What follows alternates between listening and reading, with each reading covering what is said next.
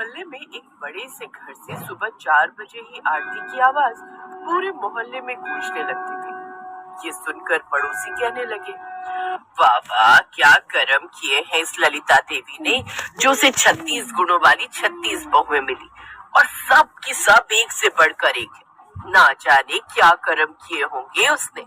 राज रानी की पूरी 36 बहुएं थी। वो सुबह रोज 4 बजे भगवान की पूजा से शुरू होती थी। अरे माँ जी, उठ गई आप? सच में मैं बड़ी ही भाग्यशाली हूँ। मैंने तो कभी सपने में भी नहीं सोचा था कि मेरे घर में सुबह तड़के 4 बजे की आरती होगी। इसके बाद सभी बहुएं घर के कामकाज में जुट गई।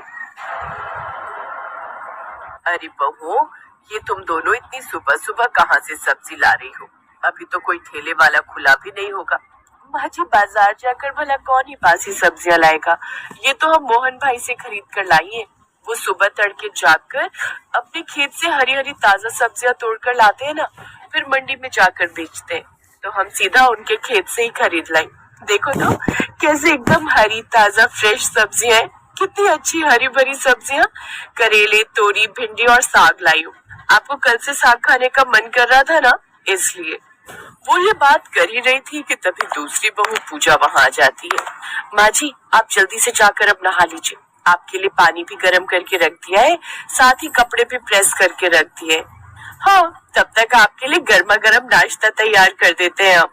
सच में तुम सबकी सब कितनी अच्छी हो, एकदम सर्वगुण संपन्न। मेरे तो भाग्य खुल गए जो तुम जैसी बहुएं मिली। मेरे तो वारे न्यारे हो गए। अब लता देवी नहाने चली जाती है।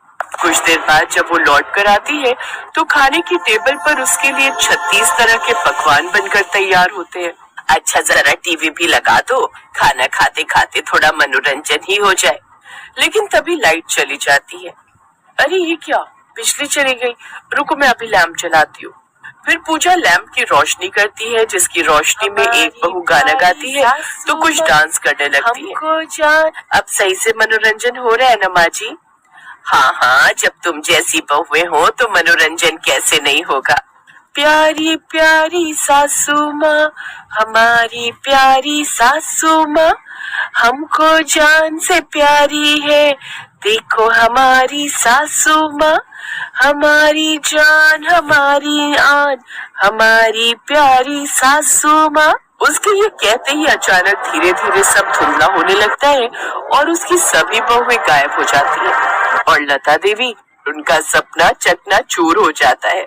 सत्यानाश, बहुओं कहाँ गई सब? अरे इसका मतलब मैं वो सब सपना देख रही थी। हाय, लेकिन कितना अच्छा सपना था। रानी की तरह मेरी सभी बहुएं मेरी सेवा पानी कर रही थी। वैसे सुबह का सपना सच होता है, ये सुना तो है, लेकिन काश ये सपना सच हो जाए।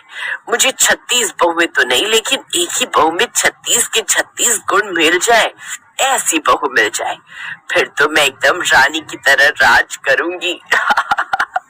लता देवी का इकलौता बेटा था अजीत। वो उसके लिए एक ऐसी संस्कारी लड़की लाना चाहती थी जिसके अंदर सभी 36 गुण हो।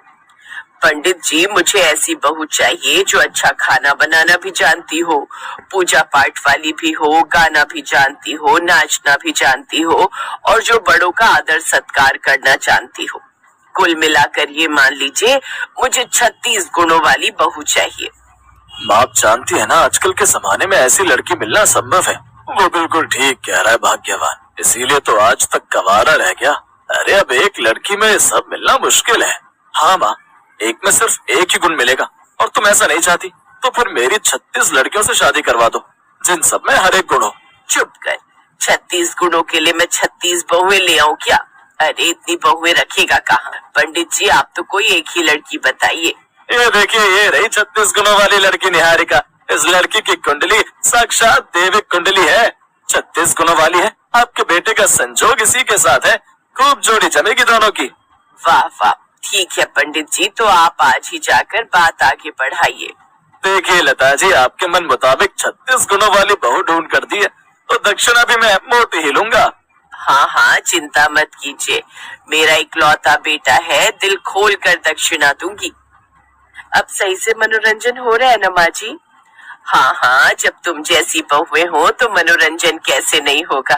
प्यारी प्यारी सासू माँ, हमारी प्यारी सासू माँ, हमको जान से प्यारी है, देखो हमारी सासू माँ, हमारी जान हमारी आन, हमारी प्यारी सासू माँ। उसके ये कहते ही अचानक धीरे धीरे सब धुंधला होने लगता है और उसकी सभी बहुएं गायब हो जाती है और लता देवी, उनका सपना चकनाचूर हो जाता है। मुझे तो बड़ों का अब चौंकी अला जाती है, इस गुणों वाली बहू चाहिए।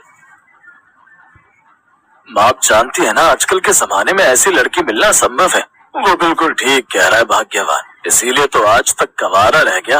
अरे अब एक लड़की में सब मिलना मुश्किल है। हाँ माँ, एक में सिर्फ एक ही गुण मिलेगा और तुम ऐसा नहीं चाहती तो फिर मेरी 36 लड़कियों से शादी करवा दो, जिन सब में हर एक गुण हो। चुप कर, 36 गुणों के लिए मैं 36 बहुएं ले आऊं क्या? अरे इतनी बहुएं रखेगा कहाँ? पंडित जी आप तो कोई एक ही लड़की बताइए। ये देखिए, ये रही 36 गुणों वाली लड़की निहारिका।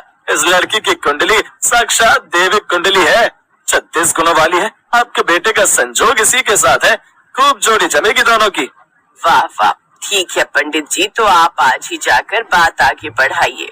देखिए लता जी, आपके मन मुताबिक 36 गुणों वाली बहू ढूंढ कर दी है तो दक्षिणा भी मैं मोटी ही लूंगा। हाँ हाँ, चिंता मत कीजिए, मेरा इकलौता बेटा है, दिल खोल कर दक्षिणा दूंगी। अब बात आगे बढ़ती है और देखने दिखाने की रस्म के बाद रिश्ता पक्का हो जाता है और निहारिका ब्याह कर अपने ससुराल आ जाती है। उसकी सास हाथों में थाली लिए उसके स्वागत के लिए खड़ी होती है। तभी वो बोलती है, उफ कितनी गर्मी हो रही है, अरे यार कोई एसी चला दो, नहीं तो मैं बेहोश हो जाऊंगी। ये कहते ही निहारिका ने सर से घूंघट हटा दिया। ये देखकर पड़ोसन बोली, अरे ये क्या लता बहन, तुम्हारी बहू तो बड़ी बेशरम निकली, जो आते ही अपने सर का घूंघट निकाल कर बैठ गई। इसने तो अपनी मुंह दिखाई यहीं कर दी। अपनी बहू की करनी पर पर्दा डालते हुए लता लड़खड़ाते हुए बोली, हाँ हाँ तो क्या हुआ, वो सच ही तो कह रही है, कितनी गर्मी है यहाँ, बेचारी बहू का क्या हाल हो रहा होगा। तू भी न सरला, बस राई का पहाड़ बनाना जानती है, चल अब जा यहाँ से। आपने सुना नहीं चुगलखोर आंटी, माँ जी ने क्या कहा, आप जाइए यहाँ से। सरला वहाँ से गुस्सा होकर चली जाती है। छोड़ो बहू उसकी बातों को, अब तुम ये कलश गिराकर अंदर आओ। निहारिका उस कलश को इतनी जोर से लात मारती है कि वो कलश सीधा जाकर उसके ससुर के माथे पर लगता है। हे राम, मार डाला रे, मार डाला। सॉरी ससुर जी, वो गलती से लग गया। अच्छा चलो कोई नहीं, अब जाओ, जाकर तुम आराम करो, थक गई होगी, फिर कल सुबह तुम्हारी पहली रसोई की रस्म भी है ना। उस वक्त तो वो दोनों वहाँ से चले जाते हैं। फिर अगले दिन सुबह निहारिका कट स्लीव वाली वेस्टर्न ड्रेस पहनकर बाहर आती है। गुड मॉर्निंग माँ जी, कॉफी है? नहीं नहीं बहू, मैं कॉफी नहीं पीती, चाय ही बना दे मेरे लिए। मैं आपको बनाने के लिए कह रही हूँ। है लेकिन मैं क्यों बनाऊंगी, वो तो तुम बनाओगी ना, तुम इस घर की बहू हो। लेकिन मुझे तो कुछ बनाना आता ही नहीं। है नहीं आता? हे भगवान, ये तो मेरे साथ धोखा हो गया। 36 गुण वाली बहू मांगी थी, इसमें तो एक भी गुण नहीं है। तो जब तुझे चाय बनाना ही नहीं आता तो फिर खाना बनाना तो आता ही नहीं होगा। पहली रसोई में क्या बनाएगी फिर? घंटा? हाँ माँ जी, मुझे सिर्फ पाउड बनाना आता है, सेल्फी खींचते वक्त बनाते हैं ना वो। सत्यानाश, इन आजकल की लड़कियों को ना तो चाय बनाना आता है और ना खाना बनाना, फिर आता ही क्या है पाउड बनाकर और जीभ निकालकर सेल्फी खींचना। बस उस पंडित को तो मैं छोड़ूंगी नहीं। 36 गुणों वाली बहू बताकर निकम्मी बहू पकड़ा गया। खैर अब किया भी क्या जा सकता है। अब लता अपनी बहू को चाय बनाना सिखाती है। चल अब चीनी पत्ती डाल। कितनी डालूं माँ जी? हे राम, एक काम कर, पूरी बरनी ही उड़ेल दे, पानी उबल गया है। ठीक है माँ जी। निहारिका सच में पूरी बरनी ही उसमें उड़ेल देती है। हे राम जी, ये बिन पेंदी का उल्टा लोटा मेरे ही पल्ले पड़ना था। बहू तू ये सब छोड़ और बाहर जाकर साफ सफाई का काम कर, खाना मैं बना लूंगी। जो हुकुम माँ जी। अब लता देवी खुद ही खाना बनाने लगती है और निहारिका बाहर साफ सफाई का काम करने लगती है। लेकिन जब लता बाहर आई तो अपनी बहू को झाड़ू लगाता देख माथा पकड़कर बैठ गई। अरे बहू, मैंने तुझे झाड़ू लगाने के लिए कहा था, बैट बॉल खेलने के लिए नहीं। ला दिखा मुझे झाड़ू। देख, ऐसे लगाते हैं झाड़ू। ले अब तू भी लगा। जी माँ जी। फिर अगले दिन, हे राम बहू, ये क्या किया, पूरा जग भरकर इस आटे में उड़ेल दिया। अब इसमें थोड़ा सूखा आटा डाल। इसी तरह वो अपनी बहू को हर काम बारीकी से सिखाती है। ऐसे 3 महीने बीत जाते हैं। एक रोज, अरे रसोई बनाने में देरी हो गई, जल्दी से खाना बना लेती हूँ। तभी निहारिका अपनी सास का हाथ पकड़कर उन्हें डाइनिंग टेबल तक ले जाती है। ये सब किसने बनाया बहू? माँ, ये सब आपकी बहू ने अपने हाथों से बनाया है। अब तो आप मान गई ना, आपकी बहू अब 36 गुणों वाली बहू बन गई है। ये सुनकर लता देवी की आंखों में आंसू आ जाते हैं और वो नम आंखों से बोलती है, जीती रह बहू। आपका बहुत बहुत शुक्रिया माँ जी, जो आपने मुझे हर काम अच्छे से सिखा दिया और अपनी इस बहू को 36 गुणों वाली बहू बना दिया। निहारिका के ससुराल वाले उसके हाथ का बना खाना खाकर बहुत ही खुश होते हैं। अब निहारिका भी 36 गुणों वाली बहू बन जाती है और सबका खूब ख्याल रखती है।